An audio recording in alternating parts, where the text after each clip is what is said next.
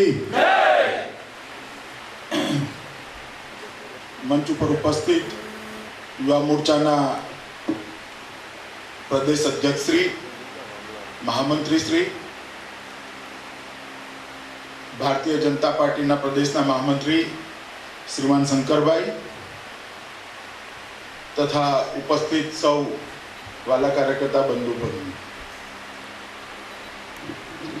बहु समय પછી યુવા મોરચાના કાર્યક્રમની ઉર્જાનો સ્પર્શ અને યુવા મોરચાના સ્પંદનોનો એક આહ્લાદક અનુભવ થયો છે. મારા જીવનની શરૂઆત પણ યુવા મોરચાના કાર્યક્રમથી થઈ હતી. યુવા મોરચાના એક બૂથના ઇન્ચાર્જ તરીકે સંઘવી હાઈસ્કૂલનું બૂથ હતું, એમાં હું મંત્રી બન્યો હતો. ત્યાંથી ભારતીય જનતા પાર્ટીમાં કાર્યકર્તા તરીકે મારી યાત્રા શરૂ થઈ. મિત્રો, મને બે વિષય આપ્યા છે. એક તો પાર્ટીનો પરિચય અને બીજો સાંપ્રત રાજનીતિક સ્થિતિની અંદર ભારતીય જનતા પાર્ટીની ભૂમિકા. સ્વાભાવિક રીતે જ્યારે ભારતીય જનતા પાર્ટીની ભૂમિકા શબ્દનો પ્રયોગ કરીએ ત્યારે સાંપ્રત રાજકીય પરિસ્થિતિમાં દેશ સામેના પડકારો અને એનું નિવારણ એ ભારતીય જનતા પાર્ટી, આ બે વિષય મને આપવામાં આવ્યા છે. પહેલો વિષય ભારતીય જનતા પાર્ટીના પરિચયનો છે. અહીંયા મારી સામે બેઠેલા બધા જ કાર્યકર્તાઓ એવા કાર્યકર્તાઓ છે કે જેમને હજી એમના જીવનના 25 કદાચ 50 વર્ષ આ દેશની અંદર કાઢવાના છે, પાર્ટીના કાર્યકર્તા તરીકે કાઢવાના છે. એટલે આપણે જે પાર્ટીના સભ્ય હોઈએ, જે પાર્ટીની અંદર આપણું જીવન આપવાનું હોય, જે પાર્ટીની અંદર આપણો મહત્તમ સમય આપવાનો હોય, એ પાર્ટીનો પરિચય સુપેરે થાય એ ખૂબ જરૂરી હોતું હોય છે. પાર્ટીના પરિચય બે પ્રકારના હોતા હોય છે. એક પાર્ટીના સિદ્ધાંતોનો પરિચય અને એક પાર્ટીનો પરિચય. હું આજે પાર્ટીના સિદ્ધાંતોના પરિચયને સ્પર્શ કરવા નથી માંગતો, કારણ કે એ બહુ ગહન વિષય છે. પરંતુ ભારતીય જનતા પાર્ટીના કાર્યકર્તા તરીકે ભારતીય જનતા પાર્ટી શું છે, ભારતીય જનતા પાર્ટી કેમ બની, ભારતીય જનતા પાર્ટી બન્યા પછી દેશની રાજકીય સ્થિતિમાં શું શું ફેરફારો થયા અને દેશ જેમ જેમ આઝાદ થયા પછી આગળ વધતો ગયો એમ ભારતીય જનતા પાર્ટીમાં કયા પ્રકારે પરિવર્તન થયા અને આજે આપણે ક્યાં ઊભા છે, એ આખી યાત્રા હું આપ લોકોની સાથે ચર્ચા કરવા માંગુ છું. મિત્રો, ભારતીય જનતા પાર્ટીનો પરિચય મેળવવો હોય તો આપણી પાર્ટીના રાજકીય જીવનના બે ભાગ છે. કટોકટી પહેલા આપણી પાર્ટી ભારતીય જનસંઘના નામે ઓળખાતી અને કટોકટી પછી એટલે કે 1980 પછી આ પાર્ટી ભારતીય જનતા પાર્ટીના નામે દુનિયામાં ઓળખાતી શરૂ થઈ. 75 થી મતલબ 77 થી 80 નો એક તબક્કો, એ તબક્કો આપણે જનતા પાર્ટી તરીકેનું એક 3 વર્ષનું આયુષ્ય ભોગવ્યું છે. એટલે આમ જોવા જાવ તો 3 ટુકડામાં ભારતીય જનતા પાર્ટીની રાજનીતિક યાત્રા રહી છે. જનસંઘ, જનસંઘમાંથી જનતા પાર્ટીમાં મર્જર અને જનતા પાર્ટીમાંથી ફરીવાર ભારતીય જનતા પાર્ટી. અને આજે આપણે ભારતીય જનતા પાર્ટી તરીકે 1980 થી દેશની રાજનીતિની અંદર એક રાષ્ટ્રવાદી પક્ષ તરીકે કામ કરી રહ્યા છે. તો મિત્રો, ભારતીય જનતા પાર્ટીની સ્થાપના થઈ એ વખતનું એક બેકગ્રાઉન્ડ એ આપણે બધાએ સમજવું ખૂબ જરૂરી છે. આઝાદી પહેલા દેશમાં કોઈ રાજકીય પક્ષ નહોતો. એ વખતે એક અંગ્રેજે ઇન્ડિયન નેશનલ કોંગ્રેસની સ્થાપના કરી હતી અને ઇન્ડિયન નેશનલ કોંગ્રેસની અંદર ભણેલા ગણેલા ભારતીયો અને અંગ્રેજો એ ભેગા થઈ એક એનજીઓ જેવી સંસ્થા ચલાવતા હતા. ધીરે ધીરે બંગાળની અંદર રાષ્ટ્રવાદની શરૂઆત થઈ રાષ્ટ્રવાદી વિચાર પ્રબળ બનવા માંડ્યો, મહારાષ્ટ્રની અંદર રાષ્ટ્રવાદી વિચાર પ્રબળ બનવા માંડ્યો, પંજાબની અંદર રાષ્ટ્રવાદી વિચાર પ્રબળ બનવા માંડ્યો, અને આ ત્રણેય પ્રાંતોની અંદર કોંગ્રેસ પાર્ટીનો કબજો રાષ્ટ્રવાદી ભારતીયોએ લીધો. અને ધીરે ધીરે ધીરે અંગ્રેજે સ્થાપેલી કોંગ્રેસ પાર્ટી એ ભારતીય રાષ્ટ્રવાદીઓની પાર્ટી બની અને ભારતની આઝાદીના આંદોલનનું મૂળ એની અંદર નથી. પરંતુ કોંગ્રેસ પાર્ટીની સ્થાપના અંગ્રેજે કરેલી, એના આશયો જુદા હતા અને એ પછી જુદા આશયથી એ પાર્ટી ચાલવા માંડી. આના કારણે કોંગ્રેસ પાર્ટીનો વૈચારિક પાયો ક્યારે શુદ્ધ રૂપે ભારતીય ના રહ્યો. એનો વૈચારિક પાયો એનજીઓ પ્રકારનો રહ્યો, એનો વૈચારિક પાયો અંગ્રેજે નાખેલો રહ્યો, અને એનો વૈચારિક પાયો જરૂરિયાત પ્રમાણે બદલાતા રહેવાનો રહ્યો. શુદ્ધ મૂળ વિચાર સાથેની પાર્ટી એ કોંગ્રેસ આજ સુધી ના બની છે. કોંગ્રેસની સ્થાપનાથી આજ અને પરિણામ સ્વરૂપે જેમ જેમ આઝાદીનું આંદોલન આગળ વધતું ગયું, જેમ જેમ આગળ વધતું ગયું, એમ અનેક પ્રકારના લોકો એની અંદર જોડાયા. કટ્ટર હિન્દુવાદી લોકો જોડાયા, સમાજવાદીઓ જોડાયા, સામ્યવાદીઓ જોડાયા, લિબરલ પોલિટિક્સ વાળા લોકો પણ જોડાયા, મવાળવાદીઓ જોડાયા, ક્રાંતિકારી લોકો પણ જોડાયા અને આર્ય સમાજીઓ જોડાયા. એટલે દેશને આઝાદ કરવાનો દરેક વ્યક્તિ કોંગ્રેસ પાર્ટીની અંદર જોડાયો અને કોંગ્રેસ એક દરેક વિચારધારામાંથી આવેલા દેશભક્તોના શંભુ મેળા જેવી એક પાર્ટી બની ગઈ, જેનો આશય હતો દેશને આઝાદ કરવાનો. અને જેમ જેમ આઝાદીનું આંદોલન ચાલતું ગયું, એક લક્ષ્ય હતું કે દેશને આઝાદ કરવો છે. એટલે આઝાદ કરવા માંગતા દરેક લોકો ત્યાં સુધી કે આપણા રાષ્ટ્રીય સ્વયંસેવક સંઘના સ્થાપક પૂજનીય હેડગેવારજી પણ એ એક સમયે કોંગ્રેસના કાર્યકર્તા હતા. દરેક કાર્યકર્તાઓ જે લોકો દેશનું ભલું ઈચ્છતા હતા એ કોંગ્રેસમાં જોડાતા ગયા અને કોંગ્રેસના માધ્યમથી અંગ્રેજોની સામે ચળવળમાં જોડાતા ગયા અને આંદોલન ચાલુ થયું. અને ફરી એકવાર હું એટલા માટે વારંવાર તમને કહું છું કે ફરી એકવાર એવું થયું કે કોંગ્રેસની કોઈ વિચારધારા, મૂળ વિચારધારા બચી નહીં. એની અંદર સામ્યવાદીઓ હતા, એની અંદર સમાજવાદીઓ હતા, એની અંદર બિન સાંપ્રદાયિક વિચારધારા વાળા વ્યક્તિઓ હતા, એની અંદર સત્યાનંદ સ્વામી જેવા મૂળ કટ્ટરવાદી આર્ય સમાજીઓ હતા, હિન્દુ મહાસભાના લોકો પણ કોંગ્રેસની અંદર એક્ટિવ હતા. દરેક પ્રકારના, દરેક વિચારના, આર્થિક વિચાર હોય કે સામાજિક વિચાર હોય, એ બધા ભેગા થઈને કોંગ્રેસ પાર્ટીની અંદર જોડાયા અને દેશનું આંદોલન ચલાવ્યું. અંતતોગતવા દેશ આઝાદ થયો. દેશ આઝાદ થયા પછી કોંગ્રેસનું જે લક્ષ્ય માટે બધા જોડાયા હતા એ લક્ષ્યની તો પૂર્તતા થઈ. આ બધા જ લોકો કોંગ્રેસમાં એટલા માટે જોડાયા હતા કે કોંગ્રેસ પાર્ટીના માધ્યમથી દેશને આઝાદ કરવો એ લક્ષ્યની પૂર્તિ થઈ ગઈ. પરંતુ કોંગ્રેસ પાર્ટીની અંદર ક્યારેય કોઈ એવી વિચારધારા નથી જન્મી, એવો કોઈ વિચાર નતો આવ્યો, એવા કોઈ સિદ્ધાંતોની રચના નથી થઈ, એવા કોઈ સિદ્ધાંતોની સ્વીકૃતિ નથી આવી કે દેશ આઝાદ થઈ જાય તો પછી દેશને કયા રસ્તા પર લઈ જવો. આ વિચાર ક્યારેય કોંગ્રેસે નહીં કરેલો, ના એના સ્થાપનાના આશયોની અંદર હતું. એના પરિણામ સ્વરૂપે એક અસંમતવાળી સ્થિતિ ઊભી થઈ દેશભરની અંદર. કોંગ્રેસ સૈદ્ધાંતિક રીતે દિશાવિહીન હતી.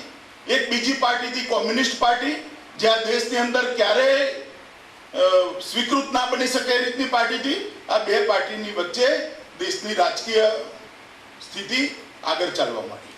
અને એના પરિણામ સ્વરૂપે સ્થિતિ એવી થઈ કે કોંગ્રેસના કરતા ધરતા એ જમાનામાં બધા જ બેરિસ્ટર હતા.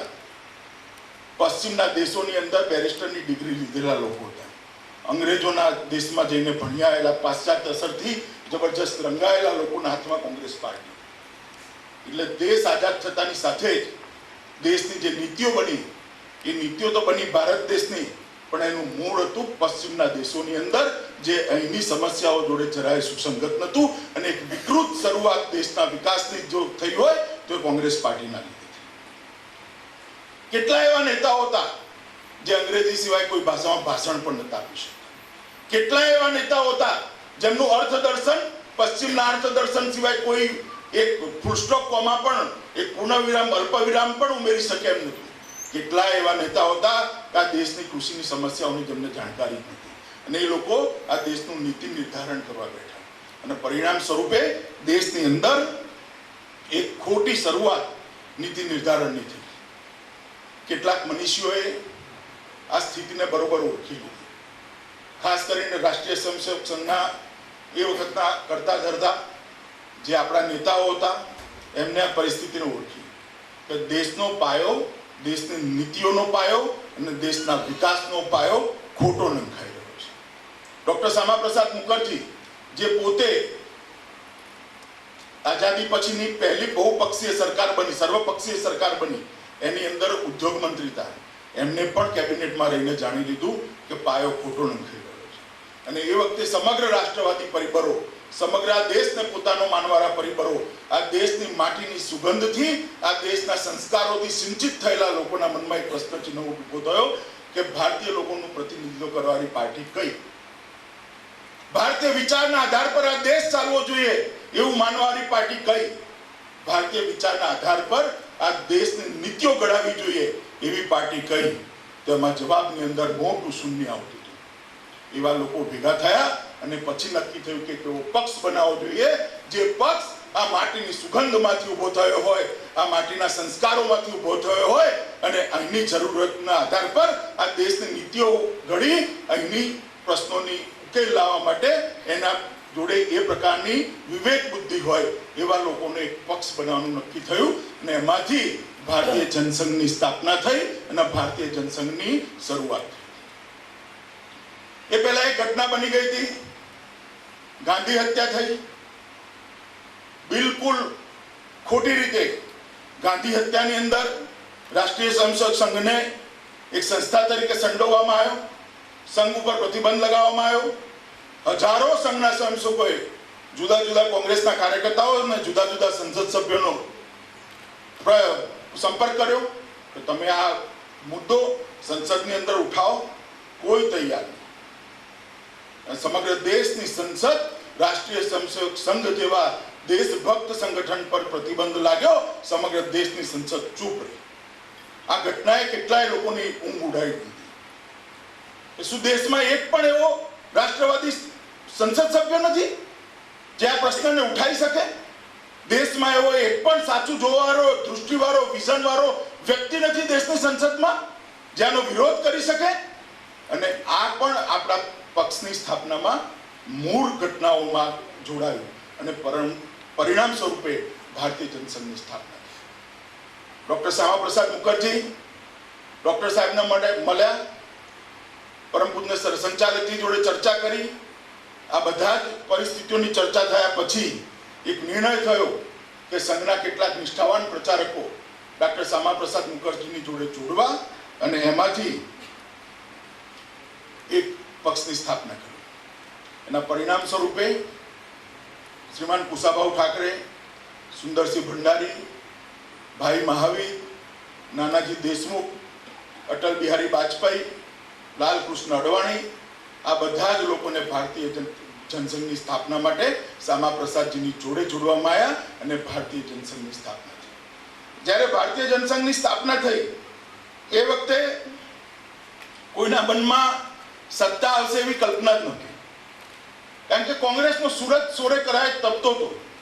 જવાહરલાલ નહેરુની લોકપ્રિયતા આકાશને અડતી હતી અને જવાહરલાલ જેવું વિરાટ કદ, જેની વિશ્વભરમાં માન્યતા હતી, એક લિબરલ નેતા તરીકેની એવી વ્યક્તિની સામે એક નવો પક્ષ ઉભો કરવાનો, એની તતુડી વગાડવી, એ કોઈને એવું સપનામાં એવો વિચાર નહોતો કે આ પાર્ટી કોઈ દિવસ ભારતના સિંહાસન પર બિરાજમાન થઈ શકશે.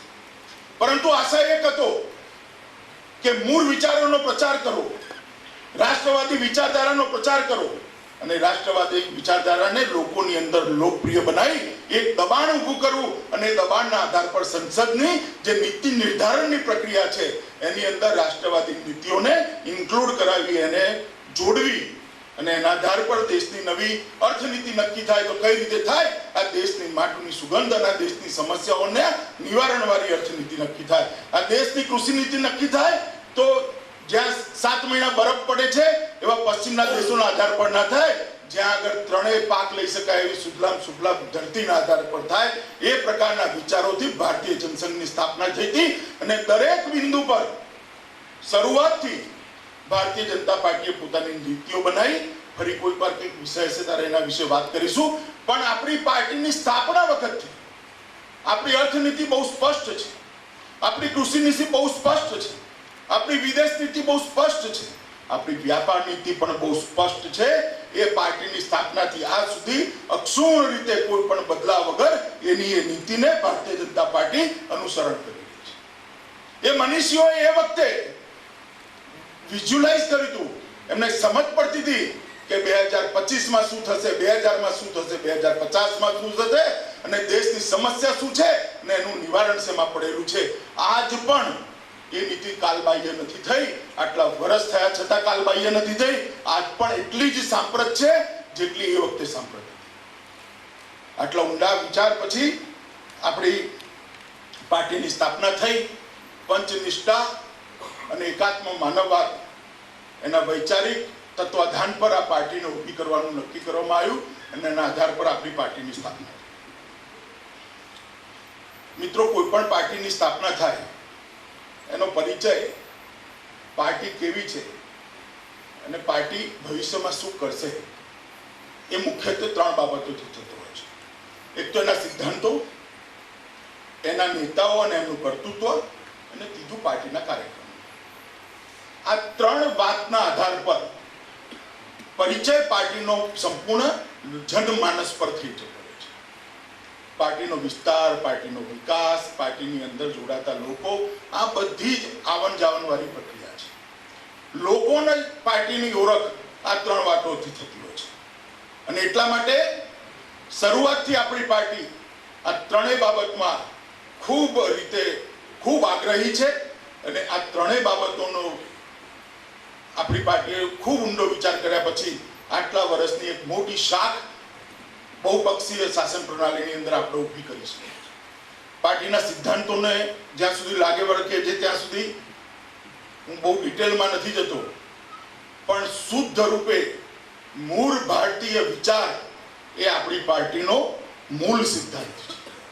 શુદ્ધ રૂપે મૂળ ભારતીય વિચાર એ આપણી પાર્ટીનો મૂળ સિદ્ધાંત છે. સાંસ્કૃતિક રાષ્ટ્રવાદ એ આપણી પાર્ટીનો એક સાંસ્કૃતિક ચહેરો બનાવે છે. આ દેશ કોઈ આઝાદીથી નવો નથી બન્યો. આ દેશ હજારો વર્ષથી ચાલતો દેશ છે. આ દેશ એને દુનિયાને સંસ્કૃતિ આપી છે. આ દેશ એને દુનિયાને સૌથી પહેલો ધર્મ આપ્યો છે. આ દેશ જેને દુનિયાને સૌથી પહેલું વિજ્ઞાન આપ્યું છે. આ દેશ જેને કુટુંબ નામની વ્યવસ્થા દુનિયાને આપી છે. આ દેશ જેને લગ્ન નામની સંસ્થા દુનિયાને આપી છે. આવા ગૌરવશાળી પરંપરાવાળો દેશ એ આપણો દેશ છે અને એના આધાર પર સાંસ્કૃતિક રાષ્ટ્રવાદનું આપણી સિદ્ધાંતની રચના થયેલી છે. આ દેશનું અસ્તિત્વ 15 ઓગસ્ટ 1947 પછી થયું એ કોંગ્રેસનો વિચાર છે અને રામાયણ મહાભારતના કાળથી આ દેશ દુનિયાનું માર્ગદર્શન કરે છે. આપણે દેશના સભ્યો છે, એ દેશના નાગરિકો છે, એ આપણો વિચાર છે. આ સાંસ્કૃતિક રાષ્ટ્રવાદનું નિર્માણ અને સાંસ્કૃતિક રાષ્ટ્રવાદની વ્યાખ્યા બહુ વિકટ છે, પણ હું તમને ટૂંકમાં સમજાવવાનો પ્રયત્ન કરું છું. આ આધાર પર સાંસ્કૃતિક રાષ્ટ્રવાદની વાત.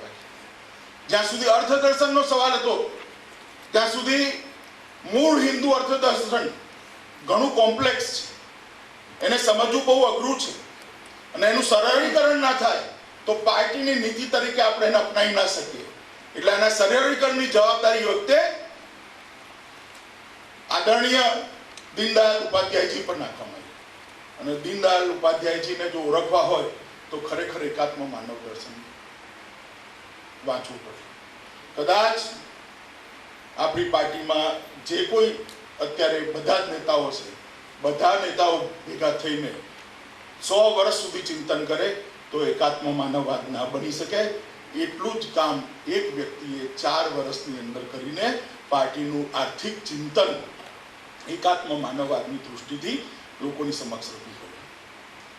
અને સાચું માનજો, મેં બહુ ઊંડાણથી એકાત્મ માનવવાદનો અભ્યાસ કર્યો છે. મિત્રો, દેશની દરેક આર્થિક સમસ્યાનો જવાબ જો કોઈ એક સિદ્ધાંતની અંદર હોય તો એકાત્મ માનવવાદની અંદર છે.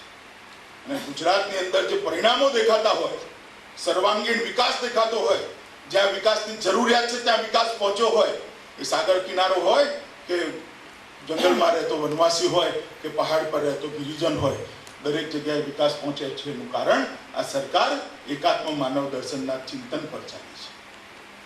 એ આપણો આર્થિક વિચાર રહ્યો ને પંચનિષ્ઠા એ આપણા કર્તૃત્વને, કાર્યકર્તા તરીકેના આપણા જાહેર જીવનના આપણા વર્તનને ઘડવા માટે પંચનિષ્ઠાઓની ઘોષણા પાર્ટીએ કરી. અને આની અંદર દીનદયાળજીએ ખૂબ મોટો રોલ ભજવેલો. આ 4 વાતોની આધાર પર ભારતીય જનતા પાર્ટી, ભારતીય જનસંઘની સ્થાપના થઈ અને ભારતીય જનસંઘે ધીરે ધીરે એક રાજકીય પક્ષ તરીકે આગળ વધવાનું ચાલુ કર્યું. શુદ્ધ રૂપે ભારતીય વિચાર અને ચિંતન, સાંસ્કૃતિક રાષ્ટ્રવાદ, એકાત્મ માનવવાદ અને પંચનિષ્ઠા, આ 4 આધારો પર ભારતીય જનતા પાર્ટીની શરૂઆત થઈ, જનસંઘની શરૂઆત થઈ અને જનસંઘે આગળનું કામકાજ ચાલુ કર્યું. આ ઘણી એક વાત ઉપર ઘણું બધું લખાયું છે, ઘણું બધું વિચારાયું છે અને કદાચ અભ્યાસ કરવા જઈએ તો ઘણા વર્ષો જાય એટલું બધું સાહિત્ય ઉપલબ્ધ છે. પણ દીનદયાળજીને એક કાર્યકર્તાએ, બહુ કેરળના એક નાનકડી ઉંમરના કાર્યકર્તાએ એક પ્રશ્ન પૂછ્યો કે દીનદયાળજી, મારામાં તો તમારા જેટલી સમજણ નથી, તમારા જેટલું જ્ઞાન મારી પાસે છે નહીં, તમે મને આપણી પાર્ટી અને કોંગ્રેસ પાર્ટી બે વચ્ચેનો ફરક બતાવી દો અને બંને કઈ રીતે જુદી પડે છે એટલું સમજાવી દો. એમને એક જ વાક્ય કહ્યું હતું કે આઝાદી પછી કોંગ્રેસ ભારતનું નવનિર્માણ કરવા માંગે છે, આપણે ભારતનું પુનઃનિર્માણ કરવા માંગીએ છીએ. આની અંદર એમને પાર્ટીના બધા જ સિદ્ધાંતોને સમાહિત કરી દીધા એક જ વાક્યના જવાબની અંદર. અને આ ગીતા છે ભારતીય જનતા પાર્ટીના કાર્યકર્તાઓ માટે. કોંગ્રેસ માને છે કે જે કંઈ જૂનું હતું એ ખરાબ હતું એટલે ગુલામ થયા, એને નેસ્ત નાબૂદ કરીએ, તોડી નાખીએ અને એક નવા ભારતનું નિર્માણ કરીએ. આપણે માનીએ છીએ એક સમયનો સવાલ હતો એટલે આપણે ગુલામ થયા હતા. જૂનું હતું એ આપણું શ્રેષ્ઠ હતું. જૂનામાંથી શીખીને નવી જરૂરિયાત પ્રમાણે એને બદલીને દેશનું પુનઃનિર્માણ કરીએ અને દેશને વિશ્વગુરુના સ્થાન પર બેસાડીએ. એ ભારતીય. તો મિત્રો, મેં 3 વસ્તુઓ કહી.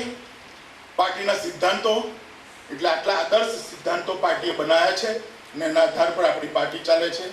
પાર્ટીના નેતાઓ, પાર્ટીના પરિચય માટે પાર્ટીના પૂર્વજોનો પરિચય બહુ જરૂરી છે. એમનું સમગ્ર જીવન, એમનું કર્તૃત્વ, એમના કર્તૃત્વથી દેશની અંદર આવેલા પરિવર્તનો અને સમાજ જીવનને, જાહેર જીવનને મળેલી નવી દિશાઓ એ પાર્ટીનો પરિચાયક હોય છે. આપણા નેતાઓની વાત કરીએ તો ડોક્ટર શ્યામાપ્રસાદ મુખર્જી, જેમનું અવસાન કેમ થયું આપણે બધાને કદાચ બહુ ઓછા લોકોને ખબર હશે કે એક સમય એવો હતો દેશની અંદર 1950ની અંદર, જ્યારે આ દેશમાં 2 બંધારણ હતા. આ દેશની અંદર 2 રાષ્ટ્રધ્વજ હતા અને દેશની અંદર 2 રાષ્ટ્રપતિ હતા. એક રાષ્ટ્રપતિ ભારતના હતા, એક રાષ્ટ્રપતિ કાશ્મીરના હતા. એક ધ્વજ ભારતનો હતો, એક ધ્વજ લીલા ચિત્તાવાળો ધ્વજ કાશ્મીરનો હતો અને એક સંવિધાન ભારતનું હતું અને એક સંવિધાન કાશ્મીર. શ્યામાપ્રસાદ મુખર્જીએ આની સામે આંદોલન ઉઠાવ્યું દેશનું કે એક દેશ में 2 प्रधान, 2 निशान, 2 विधान नहीं चलेंगे, नहीं चलेंगे.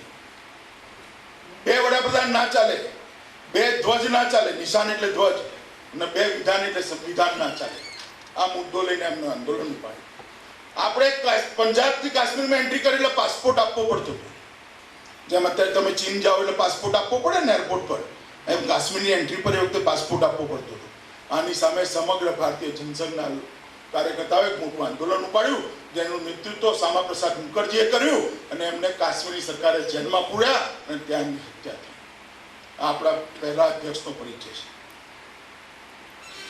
મેં અગાઉ કહ્યું એમ દીનદયાળજીએ ખૂબ નાની ઉંમરમાં અને ટૂંક સમયમાં દેશના વૈચારિક જગતની અંદર એવું મોટું સ્થાન જમાવ્યું હતું કે કોંગ્રેસના નેતાઓ અને કોમ્યુનિસ્ટો એમનાથી ધ્રુજતા હતા કે જો દીનદયાળજી બીજા 2-3 દાયકા જીવી જાય તો વૈચારિક ધરાતલ પર ભારતીય જનસંઘ સિવાય કોઈ પક્ષ ના રહી શકે. અને એટલા માટે જ દીનદયાળજીની પણ હત્યા થઈ. દીનદયાળજી આપણા બીજા રાષ્ટ્રીય અધ્યક્ષ હતા. સુમુખ, કુશાભાઉ ઠાકરે, અટલ બિહારી વાજપેયી, લાલકૃષ્ણ અડવાણી, નેતાઓની આખી શૃંખલા, જેમનો જીવનનો ક્ષણ અને શરીરનો કણ આ દેશ માટે આપી દીધો, પક્ષ માટે આપી દીધો, વિચાર માટે આપી દીધો અને દેશની ભવિષ્યની પેઢીઓ સુચારુ રૂપે એનું જીવન જીવી શકે એનો રસ્તો પ્રશસ્ત કરવા માટે આ લોકોએ આવા ગૌરવશાળી નેતૃત્વ આપણને વારસામાં મળ્યું છે. આ આપણા પૂર્વજો છે અને કોઈ પાર્ટી જોડે હું બહુ બેધડક રીતે કહી શકું છું કે દેશની કોઈ પાર્ટી જોડે પૂર્વજોનો આવો સમૃદ્ધ વારસો નથી જે ભારતીય જનતા પાર્ટીના કાર્યકર્તાઓ જોડે છે. એ આપણા બધા માટે ગૌરવની વાત છે.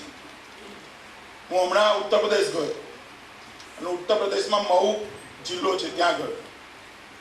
ત્યાં એક વરિષ્ઠ કાર્યકર્તા ત્યાં મારું ભોજન હતું. આમ તો એમની ત્રીજી પેઢી અત્યારે કાર્યકર્તા છે. ત્રીજી પેઢીમાં એમટેક થયેલો છોકરો આપણો યુવા મોરચાનો મંત્રી છે અને એના દાદા એ ઉત્તર પ્રદેશ ભારતીય જનતા પાર્ટીના મહામંત્રી હતા. એમના ઘરે મારું ભોજન હતું અને મેં સહેજ સ્વાભાવિક રીતે કહ્યું મને ઉત્તર પ્રદેશના કામનો જરા પરિચય કરાવો. હું નવો છું, છે ગુજરાતથી આવું છું અને મને જો ઉત્તર પ્રદેશના કામનો પરિચય થઈ જાય તો ખૂબ જ સારું. તો એમને મને એક ઉદાહરણ આપ્યું કે સુંદરસિંહ ભંડારી જ્યારે ઉત્તર પ્રદેશનું સંગઠનની ચિંતા કરતા હતા ત્યારે મહુ આવતા હતા. આ સજ્જનના ત્યાં રોકાતા હતા. લગભગ 301 રોટલીઓ બનાવડાવી હતી અને જેમ આપણે કપડાં સૂકવીએ છીએ ને તાર પર એમ દોરી પર રોટલીઓને સૂકવી દે. પછી જુદા જુદા લુગડાની અંદર 50-50નું બંડલ બાંધી દે.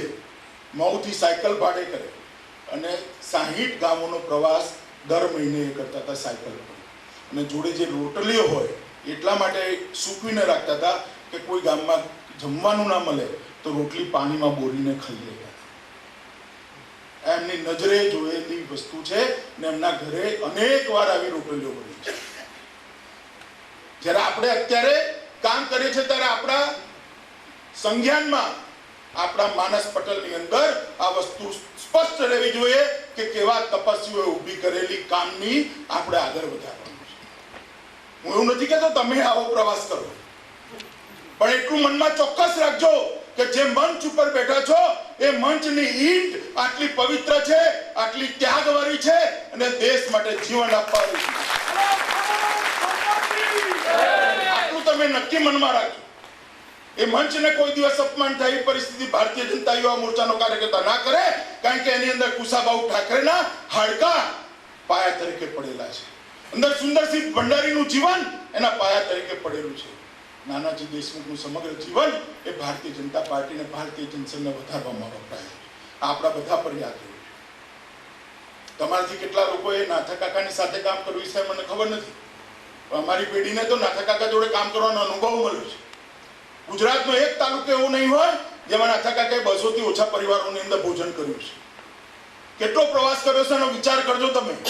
હું જરાય અતિશયોક્તિ નથી કરતો, જરાય અતિશયોક્તિ નથી કરતો. મેં પણ એમની જોડે પ્રવાસ કર્યો. એક પણ તાલુકો એવો નહીં હોય જ્યાં 200 થી ઓછા પરિવારોને ત્યાં એમનું ભોજન થયું છે. આટલું કામ કરતા કરતા પાર્ટી માટે સમગ્ર જીવન ખપાઈ દીધું. ડાયાબિટીસ 380 રહેવા મળ્યો, આંખ જતી રહી, સંભળાતું નહોતું. ત્યારે જીત્યા ત્યારે આંખમાં આંસુ આવી ગયા હતા કે આપણી પાર્ટીની સરકાર બની. આખું જીવન પાર્ટી માટે જીવતા ડાયાબિટીસથી આંખ જતી રહી અને જ્યારે બીએસમાં હું આપણા મુખ્યમંત્રી શ્રી નરેન્દ્રભાઈની સાથે એમને કહેવા ગયા હતા કે આપણો વિજય થયો છે, ત્યારે આંખની અંદરથી આંસુ અમે જોયેલા.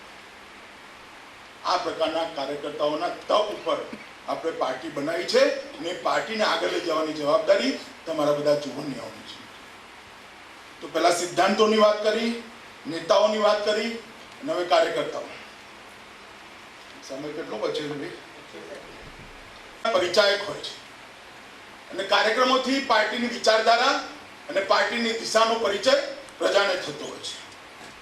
બધા નાના નાના કાર્યક્રમો કહેવાય એવા નથી, કહેવા પણ ના જોઈએ, કારણ કે એ તો સિમ્બોલિક કાર્યક્રમો હોય છે. પરંતુ આપણી પાર્ટીએ શરૂઆતથી એની સ્થાપનાથી આજ સુધી કેટલાક એવા મહાઅભિયાનો ઉપાડ્યા છે અને એ મહાઅભિયાનોની દિશા હંમેશા દેશ રહી છે. પહેલું મહાઅભિયાન ઉપાડ્યું હતું, કચ્છનો કેટલોક ભૂભાગ પાકિસ્તાનને આપી દીધો. એ વખતે કચ્છ બચાવો સત્યાગ્રહ થયો હતો અને ઢીંચણ સુધીની માટીની અંદર દેશભરના કાર્યકર્તાઓ કચ્છ પહોંચ્યા હતા અને કચ્છની બોર્ડર પર જઈને ઝંડો ફરકાવવાનો કાર્યક્રમ કર્યો હતો. આ ભારતીય જનસંઘે કર્યો. કાશ્મીર બચાવો કાર્યક્રમ મેં તમને કહ્યું શ્યામાપ્રસાદ મુખર્જીની હત્યા થઈ અને દેશભરની અંદર કાશ્મીર બચાવનો કાર્યક્રમ થયો. એને પછી 3 વર્ષ પછી તરત જ 370મી કલમ હટાવવા માટેનો કાર્યક્રમ થયો, એ પણ દેશભક્તિનો કાર્યક્રમ. એના 2 વર્ષ પછી તરત જ ગૌ હત્યાની સામે સંસદ પર સૌથી મોટું પ્રદર્શન થયું હતું અને સંસદનો ઘેરાવો થયો હતો અને ગોળીબારની અંદર સંસદના પ્રાંગણની અંદર 27 લોકોના મૃત્યુ થયા હતા. એટલો પ્રભાવી કાર્યક્રમ ગૌ હત્યાનો ભારતીય જનસંઘે કર્યો હતો અને એના પરિણામ સ્વરૂપે બંધારણના માર્ગદર્શક સિદ્ધાંતોની અંદર આ દેશની અંદર ગૌ હત્યા ના થવી જોઈએ, ગૌ વંશની હત્યા ના થઈ જોઈએ એવું આ બંધારણ માને છે. એ ઉમરવાનું જો કોઈને શ્રેય જતું હોય તો ભારતીય જનસંઘના કાર્યકર્તા. એ પછી સમાન નાગરિક ધારાની સામે લાવવા માટે આપણે કાર્યક્રમો કર્યા કે દેશમાં ધર્મના આધાર પર 2 કાયદા ના હોઈ શકે, એક કાયદો હિન્દુનો, એક કાયદો મુસલમાનનો, એવા કાયદા ના હોઈ શકે. દેશ બિનસાંપ્રદાયિક દેશ છે. આ દેશ બિનસાંપ્રદાયિક દેશ ત્યારે જ કહેવાય જ્યારે દેશના દરેક ધર્મના નાગરિક માટે એક સમાન નાગરિક કાયદો હોય. એના માટે ભારતીય જનતા પાર્ટીએ આંદોલન કર્યું. કટોકટીની સામે જ્યારે ઇન્દિરાબેને ગળું ઘોંટ્યું અને એ વખતે જ્યારે લોકશાહીનું ગળું ઘોંટ્યું એ વખતે બધા જ પક્ષો લડતા હતા, પણ સૌથી મુખર થઈને કોઈ લડાઈ આપી હોય તો સંઘ પરિવાર અને ભારતીય જનસંઘે આપી. અને જનસંઘની એ આંદોલનના લીધે કટોકટીની અંદર લોકશાહી જીતી હતી. એ પછી રામ જન્મભૂમિનું આંદોલન, કાશ્મીરની અંદર 15 ઓગસ્ટે રાષ્ટ્રધ્વજ ફરકાવવાનું આંદોલન, આ બધા જ આંદોલનો રાષ્ટ્રભક્તિથી પ્રેરિત હતા અને રાષ્ટ્રની એક સમસ્યાને ઇંગિત કરવાવાળા હતા અને એના માટે જનજાગૃતિ ફેલાવવાળા. એક પણ કાર્યક્રમ આપણો એવો નથી કે ઇન્દિરાબેનના કોંગ્રેસના કાર્યક્રમો ગણાય તો કેવા આવે? 3 તો અસ્થિ યાત્રાઓ આવશે. સંજય ગાંધીની, જવાહરલાલ નહેરુની, ઇન્દિરાબેનની અને રાજીવ ગાંધીની બધી અડધી પડધી કાઢી. કોંગ્રેસના કાર્યક્રમોને મેં બહુ ડિટેલ અભ્યાસ કર્યો, પણ કાર્યક્રમો કોઈ એવા ના નીકળે કે જેનાથી દેશની સમસ્યાઓની દિશામાં કોઈ પ્રશ્ન સોલ્વ થતો હોય, એનું નિરાકરણ આવતું હોય, એના માટેની જનજાગૃતિ થતી હોય, એના માટે જનમત ઊભો થતો હોય અને જનમતના આધારે સમસ્યાનું નિવારણ થતું હોય એવો એક પણ કાર્યક્રમ ના કોમ્યુનિસ્ટ પાર્ટીના ઇતિહાસમાં છે ના કોંગ્રેસ પાર્ટીના ઇતિહાસમાં. અને ભારતીય જનતા પાર્ટીના ઇતિહાસમાં જેટલા મોટા કાર્યક્રમો છે એ બધા જ રાષ્ટ્રની સમસ્યાઓ માટેના કાર્યક્રમો છે. એ જ બતાવે છે કે શુદ્ધ રૂપે રાષ્ટ્રભક્તિને ભરેલી જો કોઈ પાર્ટી હોય આ બધી પાર્ટીઓના શંભુ મેળામાં તો કેવળ ને કેવળ ભારતીય જનતા પાર્ટી. મિત્રો, 1967ની અંદર આપણી યાત્રા વધુ આગળ વધી. આપણે 4 પ્રાંતોની અંદર સંયુક્ત સરકારોમાં શાસનમાં આવ્યા. ફરીવાર સરકારો પાડી નાખી કોંગ્રેસ. એ વખતે બંધારણનો ઉપયોગ કરીને એ વખતે આ બધા જજમેન્ટો નતા આવેલા સુપ્રીમ કોર્ટના. એ વખતે જ્યુડિશિયરી પણ સરકારને વફાદાર હોતી હતી. 1975માં ઇન્દિરાબેનને કટોકટી અને દેશના ઇતિહાસમાં એક નવું પરિવર્તન આવ્યું. એક પ્રશ્નચિહ્ન ઊભો થઈ ગયો કે આ દેશ બહુપક્ષીય શાસન વ્યવસ્થામાં આગળ ઉપર રહેશે કે અહીંયા સરમુખત્યાર સારી રહી જશે. અને સદનસીબે સમગ્ર દેશે સંઘર્ષ કર્યો. બધા જ રાજકીય પક્ષોએ સંઘર્ષ કર્યો. કોંગ્રેસ સિવાયની બધી પાર્ટીઓ એક મંચ ઉપર આવી, એક જનતા પાર્ટી બની અને 26 વર્ષનું જનસંઘ નામનું બાળક પણ એ જનતા પાર્ટીની અંદર વિલીન થયું. અને પછી કોંગ્રેસ પાર્ટીને હટાવીને જનતા પાર્ટી સત્તા પર આવી.